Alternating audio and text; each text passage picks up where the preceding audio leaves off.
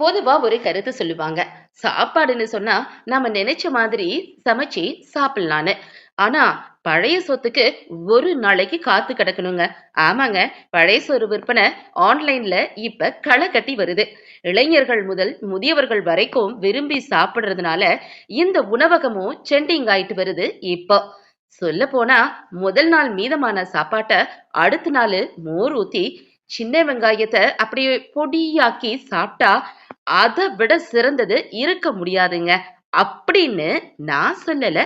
அமெரிக்காவுல ஆய்வுல கூட சொல்லியிருக்காங்க. இப்ப இந்த பழைய சொத்துக்கு தாங்க ரொம்ப கிராக்கி அதிகரிச்சிட்டு வருது. நம்ம உடம்புக்கு ரொம்ப நன்மையை தர இந்த பழைய சொத்துக்குன்னே Kovai Gandhipuram GP signal Chennai mobile பக்கத்துல பிரத்யேகமா செயல்பட்டுட்டு வருது பழைய சோறு .com.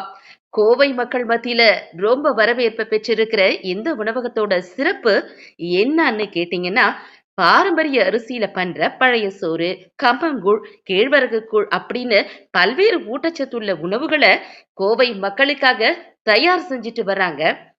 இத பத்தி பழைய சோறு .com நிறுவனர் அண்ணாதுரை என்ன சொல்றாருன்னு கேட்கலாம் வாங்க.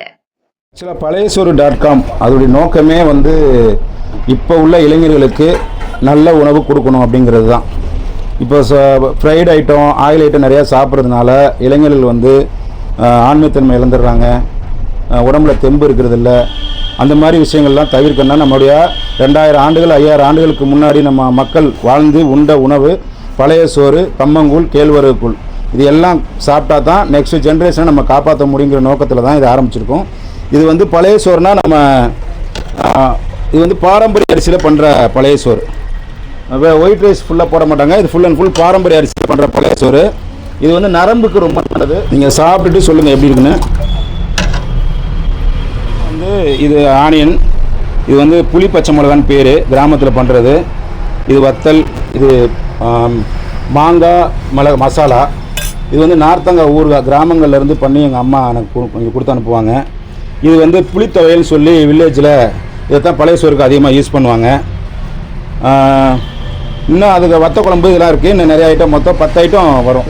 இந்த பானை உள்ளே வச்சு, மண்பானை உள்ளே வச்சு ஒரு 10 வெரைட்டி ஆஃப் டிஷ்ஷோட வெஜ் ஆர் நான்வெஜ் கேட்குறவங்களுக்கு கருவாடு இல்லை மீன் குழம்பு, கருவாடு வறுத்த கருவாடு இருக்கும்.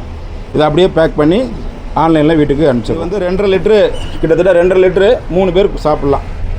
அவ்வளோ வெயிலுக்கெலாம் அவ்வளோ நல்லது. வெயில் காலங்களுக்கு குளிர்ச்சியான ஒரு சாப்பாடு, ஆரோக்கியமான ஒரு சாப்பாடுங்கிறனால இந்த இதை நம்ம 250 ml, 350 ml, 500 ml, 1 litre, 1.5 litre, 2 litre அந்த மாதிரி கண்டெய்னர்லேயும் பார்சல் கொடுத்துருவோம்.